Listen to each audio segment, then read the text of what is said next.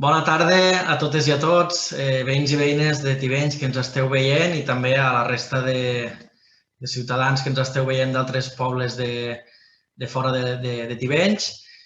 Benvinguts a aquest acte Ebrencs Deportats en el marc d'aquest conjunt de dos actes que hem volgut titular Tivenys per la memòria i en especial un agraïment molt sincer i molt honest per a les dues persones que m'acompanyen avui. En primer lloc, per al Joan Batista Beltrán, veí d'Alcanar i una persona apassionada, historiadora i estudiosa del que són els camps de concentració, el periple dels ebrencs i ebrenques que després d'un llarg viatge van acabar morint en aquests camps d'extermini i persona que ha estudiat molt tot el que és el llegat d'estos ebrencs i ebrenques que van patir l'exili, la dictadura i tot un conjunt de peripècies d'aquells anys. I, com no, un agraïment, en aquest cas, molt gran i molt sentit per part meva a la Imma Borràs, que este matí ja hem pogut fer un acte presencial a l'Ajuntament molt emotiu, que a mi, sincerament, m'ha tocat molt i que és ella, jo crec que la protagonista d'aquest conjunt de dos actes. El Josep Esmel és una persona que el Joan i la Imma ja en parlaran més i millor que jo. És una persona nascuda a Tivenys i que ja fa uns quants anys que vam començar a sentir parlar d'ell. És una persona que en l'acte d'este matí i en l'acte d'avui, en aquesta xerrada que segur que serà interessantíssima, volem, d'alguna manera, en nom de l'Ajuntament de Tivenys, dignificar no només al Josep, sinó també als molts Joseps i Josepes que van patir la mateixa història i que entenem que dignificar la seva memòria no només és necessari, sinó que és imprescindible. Me reitero en l'agraïment a la Imma i al Joan, persona que segur que estarem encantats de sentir, que ens il·lustrarà moltíssim en quines són les coincidències i en quines són les similituds entre molts i moltes Joseps i Josepes, com us dia, ebrencs i ebrenques d'altres municipis, de Tivenys, de Xerta, d'Aldover, que també van patir el mateix. Jo, sense més, deixaria ja que en aquest cas sigui el Joan que ens comenci a il·lustrar en aquesta xerrada, que espero que sigui d'interès de tots, i en un acte que malgrat ens toca fer-lo telemàtic, espero que en properes edicions poguéssim comptar amb la presència del Joan de manera presencial, poguéssim comptar també amb la presència de la Imma també de manera presencial en una xerrada, de la resta de persones, de familiars i del conjunt de l'Ajuntament, que en aquest cas, en aquesta edició, no han pogut comptar, però també enteníem que no podíem esperar un any més a dignificar i a recordar la memòria avui del Josep Esmel. Sense més, passo la paraula al Joan. Endavant, quan vulguis. Hola, bona tarda. Agrair primer que res al senyor Eladi Galve i a l'Ajuntament de Tivenys la invitació que m'han fet per a poder donar aquesta xerrada sobre un deportat, José Esmel, fill d'aquí de Tivenys. I què millor dia i què millor moment per a fer-ho que commemorant el Dia Internacional de la Memòria de les Víctimes de l'Holocaust, que per recordar aquests, no només el José Esmel, sinó també els altres deportats de les Terres de l'Ebre que van passar pels camps d'extermini nazi. Realment el que celebrem el Dia Internacional de la Memòria és l'alliberament del camp d'extermini d'Auschwitz, a Àustria, camp dels jueus, no? Però qualsevol moment és bo per recordar els deportats republicans espanyols i catalans, i en aquest cas de Tivenys. Bé, mireu, concretament el que volia explicar-vos és que per què els republicans fan cap als camps d'extermini de nazi, als camps de concentració. I tot comença quan a mitjans de l'abril del 1938 les tropes franquistes entrant als pobles de la comarca del Montsià i també de la veïna del Baix Maestrat, concretament a la Vinaròs, trencant el front republicà en dos i, en conseqüència, provocant l'aïllament de Catalunya, de la resta de l'estat espanyol. Molts republicans, famílies senceres, van emprendre el trist i dolorós camí de l'exili cap a terres desconegudes de França. Una fugida accelerada, si voleu, encara molt més, i això ho sabem, ho coneixem molt bé la gent del territori ebrenc, arran de la desfeta republicana a la batalla de l'Ebre. A partir d'aquell moment, la batalla de l'Ebre, com sabeu, se va acabar al novembre, crec que recordar, el novembre de l'any 38, i és a partir d'aquell moment quan la gent comença a fugir, molta gent comença a fugir. Fugien, i molts fugien carregats de maletes farcides de records, de fotografies, d'objectes, que després la dura realitat els farà entendre que no els servirien per a res, tots aquests objectes. A França, vora 450.000 republicans espanyols, entre ells els catalans, van ser ubicats en camps de concentració, principalment a Argelers, també estava a Sant Ciprià, i després també a Barcarès, i altres, n'hi havia altres, Brams, Gurs, Agdé, en fi, Set Fonts, n'hi havia diversos. Però el principal d'entrada, el primer que va acollir tots els deportats, tots els refugiats, en aquest cas, era Argelers, al Gran Camp, a la platja, una platja d'arena fina i envoltats d'un filferro. Bé, la rebuda per part del govern francès, la veritat és que no va ser molt grata. Al contrari, els republicans espanyols els dien els indesitjables. Els van qualificar així al principi. Després, per sort, els van utilitzar no només per treballar, sinó també per fer la guerra contra els alemanys. Només arribar a Argelers, per exemple, les dones i els xiquets van ser separats dels homes. Però les desgràcies i sofriment dels exiliats vençuts no acabaran aquí. La desfeta de la República Espanyola i després l'inici de la Segona Guerra Mundial es va agafar de ple. Pocs podien arribar a pensar el llarg calvari que els esperava. Quanta desgràcia i dolor se'ls venia damunt. Havien perdut una guerra, família, amics, cases i propietats, i encara els quedava molt de sofriment per davant. Quan el mes de juny de 1940 les forces alemanyes del Tercer Reich van invadir França, el país va quedar dividit en dues zones, l'ocupada i la lliure. Lliure però col·laboracionista. Això ho tenim que tindre clar. Els republicans llavors van quedar atrapats entre els mateixos nazis, entre el govern col·laboracionista de Vichy i el retorn a Espanya. Un retorn que implicava moltes incerteses. Per això se calcula que vora 200.000 refugiats van decidir tornar a Espanya. Més que res, esperonats pel govern francès. El govern francès, la presència dels refugiats espanyols li representaven un problema no només econòmic, sinó també polític. Per tant, d'alguna manera se'ls volien desfer d'ells. Com ho van arreglar això?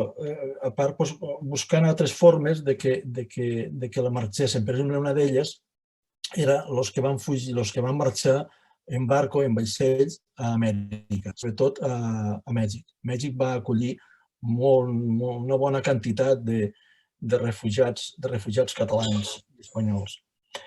Després, un bon número de refugiats se van incorporar a la legió estrangera de França, sobretot en les confrontacions bèl·liques que van haver també a la part del nord d'Àfrica.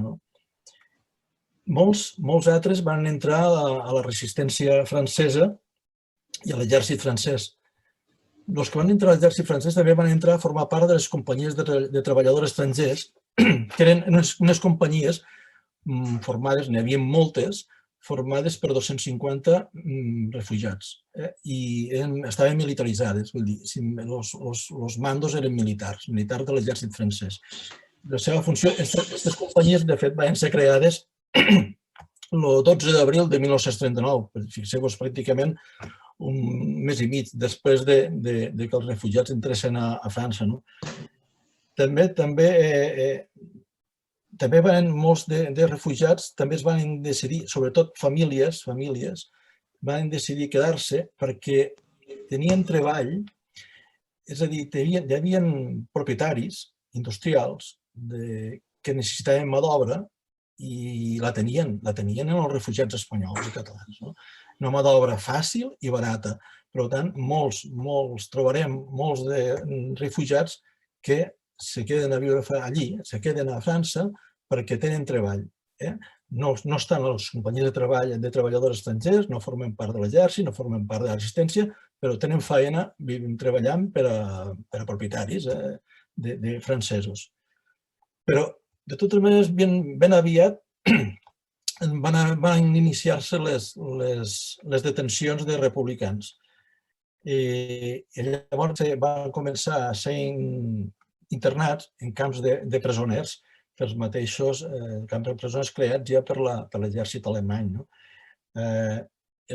Concretament el 6 d'agost de 1940, fixeu-vos, el 1940, el 6 d'agost, van arribar els primers republicans espanyols, en número de 392, segons els llistats que he pogut consultar, al camp de concentració de Mauthausen, procedents de l'Stalag 7 de Moosburg. Després jo us diré que era Mauthausen. Per tant, aquest és el primer comboi de republicans que arriben a Mauthausen i que han contribuït, en certa manera, a construir el camp de concentració de Mauthausen. Aquests són els primers. De fet, ja n'hi havia allí de presoners.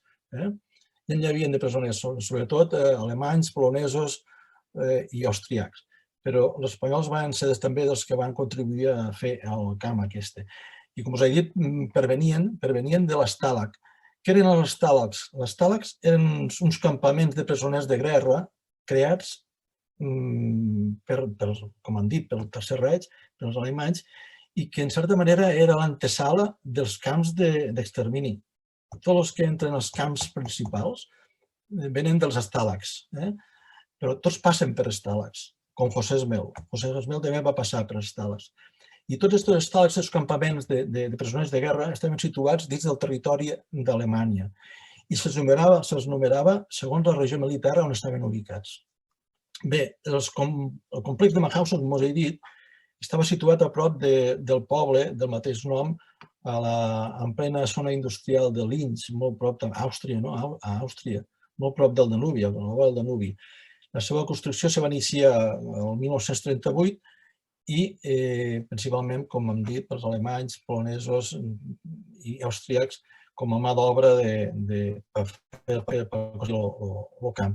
D'aquest camp central, d'aquest complex de Mauthausen, depenien altres subcamps o comandos. N'hi havia molts, n'hi havia repartits molts de subcamps dins del territori alemany i Àustria i també de Polònia. Per un dels combois famosos que tenim, perquè van haver-hi deportats de les Terres de l'Ebre que van formar part d'ell, és el famós comboi del 927. Aquest comboi va sortir el dia 20 d'agost de 1940 i va sortir de França, del camp de refugiats de les Alliers, a Angulema, la població francesa d'Angulema, i van sortir en 1927. En ells anaven famílies senceres, entre elles una família d'Alcanar i una família de Xerta. La família d'Alcanar van tornar, les dones, després ho expliquem, van tornar al poble, van entrar el pare i el fill, i la família de Xerta van entrar, també la família, les dones van tornar, però els que es van quedar van viure diversa sort. Sé, per la documentació que hi ha, que només va sobreviure un de molt jovenet. Però bé, en aquest comboi, com us dia, anaven famílies senceres, a més anaven altres deportats d'aquí de les Terres de l'Ebre, com per exemple d'Amposta, de Sant Carles de la Ràpita, de Paüls, de Mas de Barberans, de Tortosa, de la Sénia, de Pinell de Brai, de Benissanet o de la Palma d'Ebre. En arribar a Mauthausen, van arribar 5 dies després, el dia 24, i portaven 5 dies ja dins d'uns trens de bestiar, que només hi havia una finestreta però on podien respirar i s'anaven tornant perquè no es podien sentar-se, anaven plantats, només s'anaven tornant a poder respirar una mica d'aire i de fet el tren només va parar, crec recordar, el tren va parar una vegada, allí se'ls va donar una mica de menjar, però van arribar a Mauthausen el 24 d'agost de 1940. En arribar a Mauthausen, les dones i els xiquets menors de 14 anys van ser retornats a Espanya en el mateix tren. Fixeu-vos, surten d'Espanya, surten de Mauthausen el dia 26 d'agost i arriben a la frontera d'Irun el dia 1 de setembre. És a dir, se van passar quasi 10 dies, les dones i els xiquets menors de 14 anys se van passar quasi 10 dies o més dins d'aquell tren. Allí, imagineu-vos la imatge, el moment, la situació, quan separen famílies, quan entren uns al camp que no sabien on anaven ni on els portaven. La situació devia ser una cruesa brutal. Però això va passar allí el dia 24 d'agost. Des d'aquell mateix moment, Mauthausen passarà a ser considerat un camp de concentració de tercera categoria, la pitjor de totes. És el camp que va haver més deportació republicana espanyola. Per cert, de tots els deportats ebrencs d'este comboi que entraven a Mauthausen, que en són 17, és a dir, dels que aquí no comptabilitzem les dones que van tornar i els xiquets, no de 14 anys, sinó els que van entrar. Els que van entrar van ser 17 d'este comboi. Doncs bé, només van sortir en vida 4. Els altres 13 van morir, o bé a Mauthausen o bé a Gusen.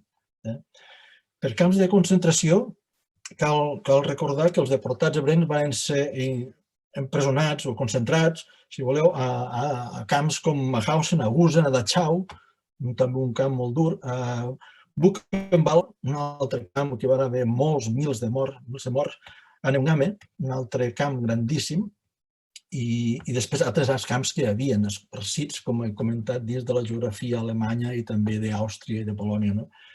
Cal notar que els republicans espanyols i catalans en arribar a diferents camps de concentració van ser classificats com a apàtrides. Això és molt important, aquest concepte cal remarcar-lo.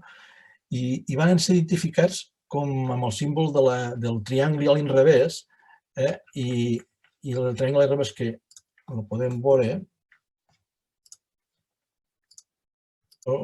aquí, el triangle al revés, la S de Spaniard o Rotespaniers, rojos espanyoles.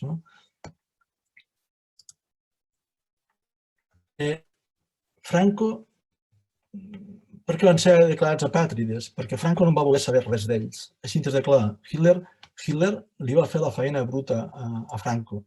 Apàtrides, sense pàtria. I a partir d'aquell moment, aquesta gent no van poder tornar mai més al seu país, al seu poble, a la seva gent.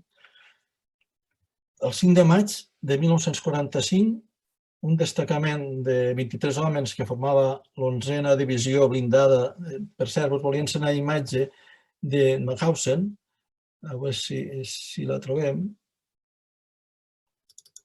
Sí, aquesta és una imatge de les tropes americanes, mostrant, és una imatge dura, crua, que mostra els cadàvers que van trobar-se els americans a l'entrada a Mauthausen, carregats en un camió. Desgraciadament, ne van trobar molts de cadàvers deportats, no només ja espanyols, sinó també en altres països.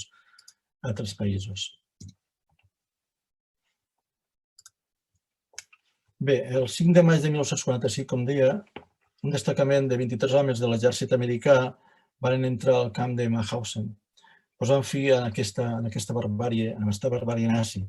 Feia 3 dies que els alemanys ja havien abandonat el camp i els dies següents, no només aquells, sinó els dies següents ja van també ser alliberats altres camps com Gusen, però també hi havia camps que havien sigut alliberats durant el mes d'abril, per exemple, Buchenwald. Però la fetge que marca l'alliberament dels camps d'extermini nazis és la del 5 de maig de 1945.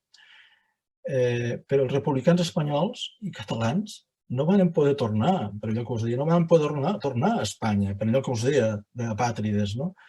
Se van tindre que quedar uns dies, així com els francesos van marxar a França, els italians a Itàlia o els polonesos a Polònia, els espanyols se van quedar uns dies més d'un mes se van quedar allí a Mauthausen, perquè no podien anar a cap lloc.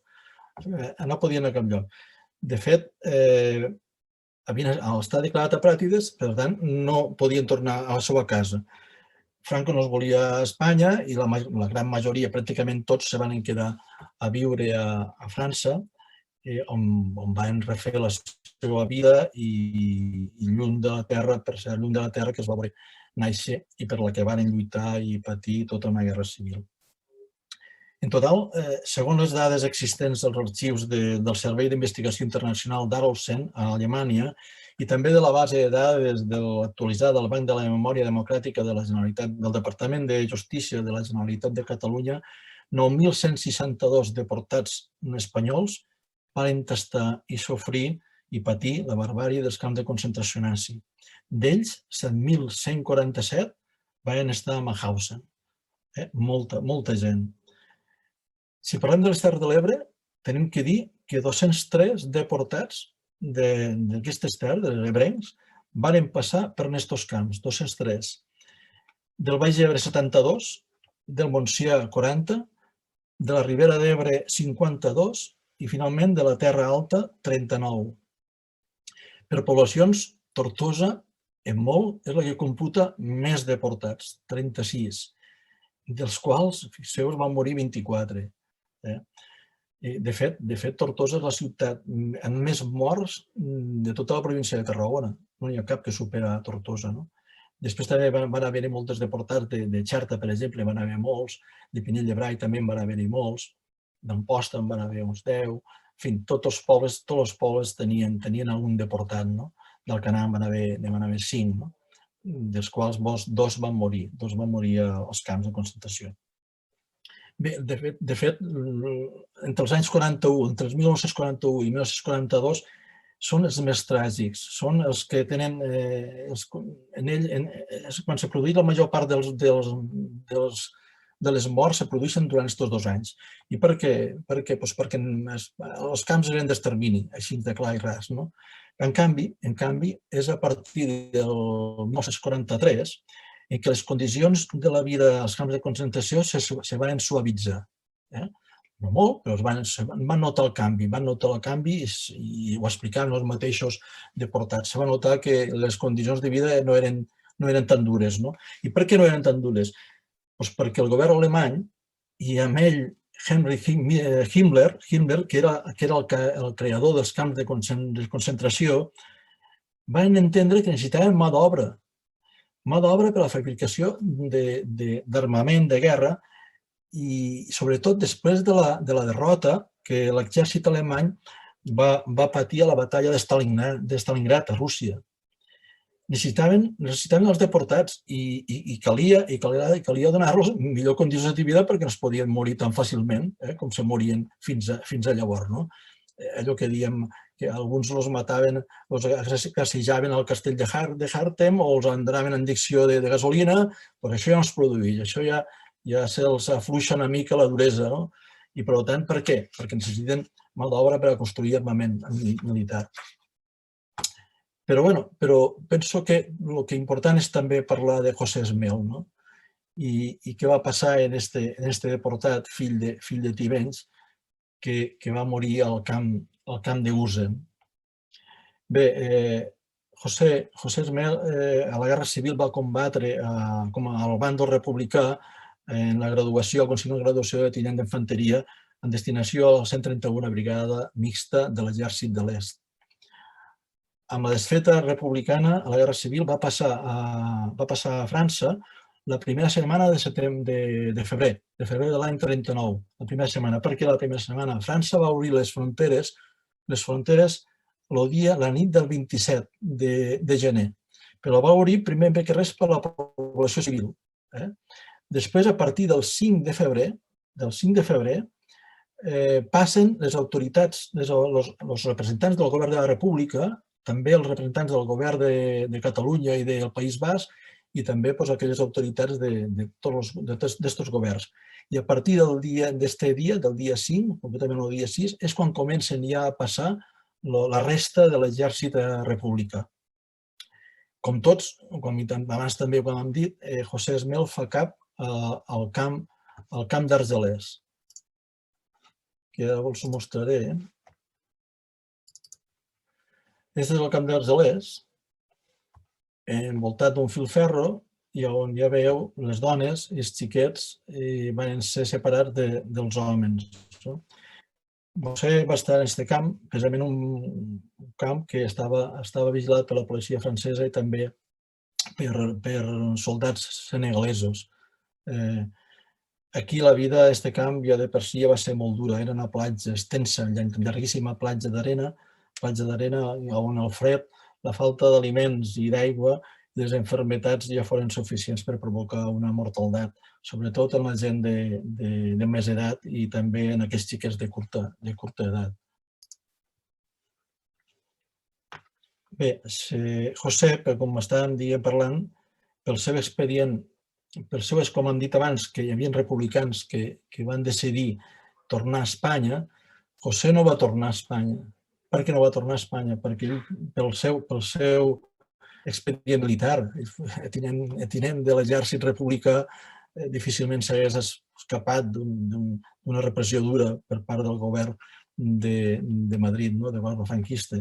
Per tant, ell va decidir no tornar a Catalunya i se va incorporar a les companyies de treballadors estrangers, unes unitats, com hem dit abans, de treball militaritzades, compostes per 250 republicans espanyols sota comandament militar francès i dedicades a treballs de construcció, de fortificació, també de neteja de boscos i tot això, entre altres ocupacions que tenien aquestes companyies de treballadors estrangers. I formant part precisament d'aquestes companyies de treballadors estrangers, José és detingut per la Gestapo el juny de 1940 al departament de Nièvre, a la Borgonya francesa, al sud de París. I és traslladat juntament amb altres deportats, altres refugiats, és traslladat al recentment estrenat camp de càstig i de trànsit de Rollolier. Això era un edifici, un camp de militars i va estar condicionat per empresonar els detinguts que hi havia. De fet, era una antiga caserna militar situada a la Compiègne, al nord de París, on se li va assignar, a José se li assigna el número de matrícula el 1090. Un camp classificat pels alemanys com a front Stalag, 122. Antes avui he parlat dels Stalags. Hi havia uns altres camps que es deien el front Stalags, el que al contrari dels Stalags eren camps d'internament directament on eren empresonats els detinguts que es feien en aquell moment a dins de França. Els fronostàlegs estaven tots situats dins de França. En canvi, els stàlegs no. Els stàlegs no estan dins del territori francès. Estan tots, com hem dit abans, dins del territori alemany. Bé, després d'aquest camp, José va ser traslladat de la front Stalag, va ser traslladat a un Stalag a territori alemany. Concretament el 15 de gener de 1941 va ser traslladat a l'Stalag 6F de Bocholt.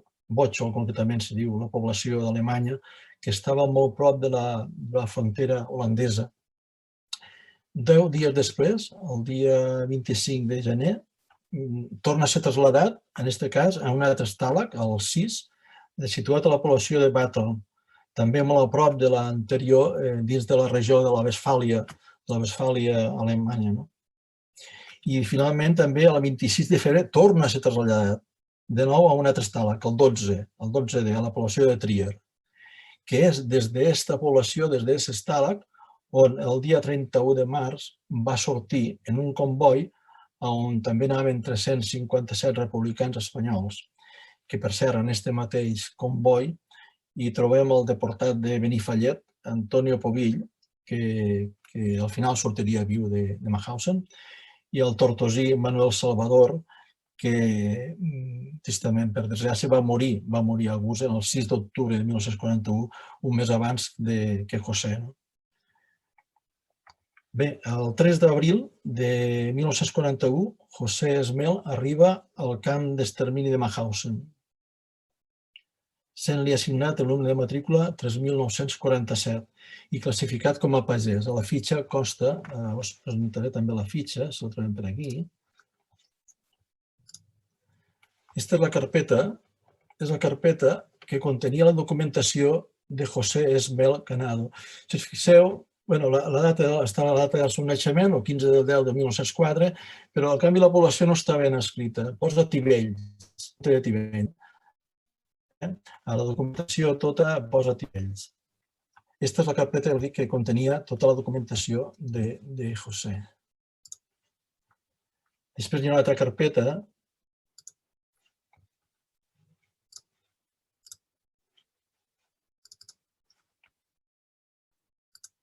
Aquesta és la fitxa. Aquí teniu la fitxa que li fan a Mauthausen, al camp de concentració de Mauthausen. I bé, és la fitxa que es feia a tots els deportats que entraven al camp. Aquí posa el nom d'ell, José Esmel Canado, posa la professió, pagès, l'Anwir, després posa la seva data de naixement, torna a posar Tivells, posa la religió, que és catòlica, la K, després posa que és espanyol, l'Espanien, i baix de tot també posa que vivia a Móra d'Ebre, Tarragona, al carrer de la Paja, número 30, crec que posa.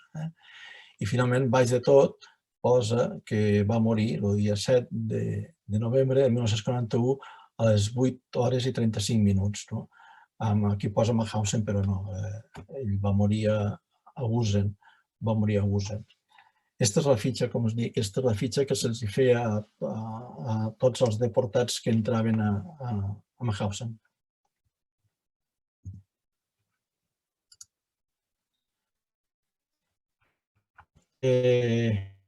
Ell va entrar el dia 3 d'abril de 1941 i se li va ser assignat el número de matrícula 3.947 i classificat com a pagès.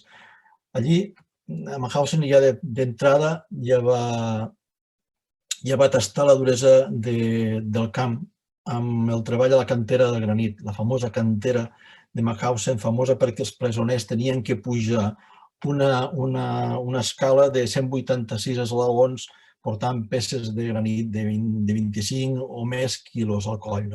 Això va matar molts de deportats, no només republicans espanyols, sinó també d'altres països. Molts caien allí i van morir de duresa. El 30 de juny dos mesos després, el 30 de juny de 1951, 2 mesos després de la seva entrada de José Esmel a Mauthausen, és traslladat al subcamp de Gusen, situat a 5 quilòmetres del camp principal, el camp central de Mauthausen, on li és assignat un nou número de matrícula, en aquest cas el 13.052. A Gusen hi anaven a parar els presoners més vells, els malalts i els dèbils que no servien per a treballar a Mauthausen. Segurament l'estat de salut de José hauria de ser molt delicat i d'extrema debilitat per al treball. Gusen era conegut pels deportats com l'escorxador, com el matadero. Per què? Perquè d'ell no en sortia ningú en vida. Les condicions de vida eren molt dures, pràcticament de supervivència, i és que, a més, de les innombrables atrocitats que eren sotmesos per part dels SS alemanys, les malalties, la fam, el fred, la set ja foren causes suficients per a provocar la mort dels deportats. La majoria dels deportats republicans espanyols, i entre ells els de les Terres de l'Ebre, van trobar la mort precisament en aquest subcamp de Gusen. Una dada esgarrifosa, dels 203 deportats ebrencs, que abans hem nombrat, 106, fixeu, 106 van morir a Gusen. És a dir, molta gent.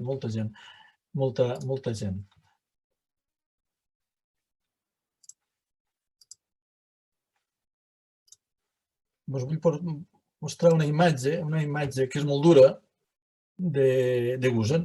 Són imatges que estan penjades a internet, per això es poden trobar fàcilment.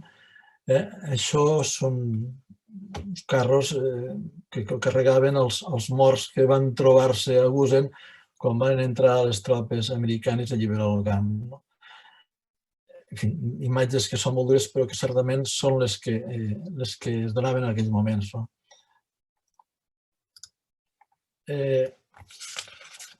Efectivament, José Esmel no va suportar la duresa de la vida en aquest subcamp i va morir el 7 de novembre de 1941 a l'edat de 37 anys. Oficialment consta que va morir a les 8:35, com ja hem vist abans a la fitxa que li van fer a Demahausen. De fet, és la mateixa hora que figurava en molts d'expedients de defunció de molts deportats. En tot, segons la documentació que hem pogut consultar, el cos sense vida de José Esmel Canado va ser incinerat. Va ser incinerat al crematori de Gusen 4 dies després, l'11 de novembre de 1941. Us vull mostrar aquesta relació. Hi ha una relació del crematori de Gusen, que, com podeu veure, està feta el dia 11 de l'11 i imitant la relació, el número 6267, apareix José Esgel, aquí posa Esgel, Canado, després posa la llista Roth Spanier, si vos fixeu les cometes baixen de dalt de la indicació que posa Roth Spanier, rojos espanyoles, la classificació que se'ls donava als republicans espanyols, i després la data de naixement, el 15 del 10 del 04, i bé, a dalt de tot, com podreu veure, és la data de defunció, el dia 7 de l'11 de 1941, i a l'esquerra, com us dia, és la data de l'11 de la data que se crema. Una data que, fixeu-vos, se calcula que uns 3.959 deportats espanyols van trobar la mort en aquest subcamp, a Gusen. Un detall molt cruel, fixeu-vos en aquest llistat. Doncs bé, este mateix dia que cremen el cos de José, van també incinerar 50 deportats espanyols, a més d'altres països. Fixeu-vos la llista, aquí també posa Polònia, dalt de tot posa Polònia, van ser altres països, però és que, fixeu-vos, el dia següent, el dia 12 de novembre, van ser cremats 84, entre ells un deportat de Corbera d'Ebre, Joan Casado, i així cada dia anaven cremant. Sincerament, això és una barbaritat, això és una barbàrie. Això és una barbàrie. De fet, els camps d'extermini, mireu, els camps d'extermini van constituir una realitat històrica del segle XX i, per tant, molt recent a nosaltres, que va sorgir d'una ideologia, el nazisme. Avui més que mai resulta del tot necessari, penso, recuperar la memòria individual i col·lectiva d'aquells republicans de les Terres de l'Ebre que, com José Esmel, van lluitar i donar la vida per la llibertat i la democràcia i contra el feixisme. Només la necessitat de saber el que va passar en aquells camps de la mort farà que no es torni a repetir mai més enlloc aquella barbàrie. I per almenys voldria que almenys aquesta xerrada que avui hem fet servisca per recordar i rememorar la dignitat, i per rememorar i recordar i retornar la dignitat a la persona de José Esmel i que la seva memòria perdure per sempre entre nosaltres. Bé, per part meva res més, gràcies per la vostra atenció i salut, molta salut. Moltes gràcies, Joan. Crec que la teva aportació ha sigut molt enriquidora i ens ha ajudat a seguir, en aquest cas, les passes del Josep Esmel. Ara sí que crec que ens agradaria a totes i a tots escoltar de primera mà a una de les persones que ha fet possible aquest acte i que és la Imma Borràs, una de les familiars directes del Josep Esmel, familiar política i persona que s'ha encarregat i està del tot implicada en aquesta recuperació de la dignitat i de la memòria del Josep. Endavant, Imma. Hola, Bona tarda. Estic emocionada després de sentir el Joan Bautista.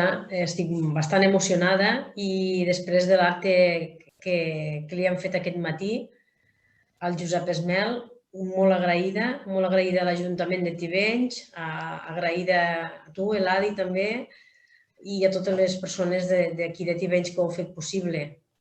També agrair a la gent que m'ha ajudat amb aquesta recerca a descobrir més coses del Josep Esmel que jo desconeixia. El Joan Bautista en aquests moments ens ha plasmat la data que el van cremar, que jo ho desconeixia, i algun altre detall que desconeixia. També donar les gràcies al Jordi Pinyol, que me va ajudar d'aquí de Tivenys, al Josep Soler i al Joan Salvador Ventura de Móra d'Ebre, a la Sílvia, la Mireia i la Gemma de Benifallet, i al Joan Calvo de l'Amical Mauthausen, que em va ajudar també a fer un escrit que em van publicar de lo que és la vida del Josep Esmel. Jo, per explicar qui era el Josep Esmel i com el coneixíem a casa, li diem Pepet, al Josep li diem l'oncle Pepet. Tot va començar que al morir el meu pare vaig trobar les cartes que l'oncle Pepet havia enviat des del front Stalag i l'Stalag i ja no em va enviar cap més. Jo crec que de Mauthausen i de Gusen no els deixaven enviar cartes. I quan vaig trobar aquestes cartes vaig començar a indagar, vaig creure amb el deure moral que crec que és un dret i un deure de reparar l'exercici de reparar la memòria històrica del Josep Esmel, perquè la veritat és que com més investigues i més aprofundisses, veus quin calvari ha patit tant ell com milers de republicans espanyols i altres persones, els jueus, i tots ho coneixem perquè gairebé tothom ha vist moltes pel·lícules a la tele, recentment la del Francesc Boix, el fotògraf, i és esgarrifós, no? Llavors jo crec que m'he vist amb el deure de compartir aquestes cartes, les vaig entregar a l'Ajuntament perquè les pogués veure tothom i les pogués conèixer i per mi avui és molt important aquest acte que li estem fent, dignificant el que és el seu patiment que va tindre. L'oncle Pepet es va quedar orfe als 3 anys i sense pare ni mare a Tivenys, i llavors el seu oncle, el Pedro Borràs Font, que era el meu besavi, i la Francisca Cañado Marquès, que era la germana de la seva mare, el van afillar i va viure a Móra d'Ebre fins als 32 anys, que és quan va marxar a la Guerra Civil Espanyola amb el bàndol republicà, i ja com us ha explicat el Joan Bautista Beltrán, tot el calvari que va patir. Ell va estar a la 131 Brigada Mixta, que sabem que va estar al front de Terol, va estar a la batalla de Belchite, aquesta brigada, i l'última defensa va ser la defensa de Vic, fins a la retirada a França. Llavors, a partir d'aquí es va allistar l'exèrcit francès, va caure en mans dels alemans i va començar el seu calvari. Va durar poquet allí als camps de concentració, perquè, com tots sabem, els donaven molt poc menjar, podem veure tota la gent, lo prima que estava, els cadàvers, i que era molt difícil de sobreviure. I llavors, per el fet que no va sobreviure, volem pensar que va tindre una de les tasques més dures que, com anomenava el Joan Bautista, era la de pujar les pedres a la cantera.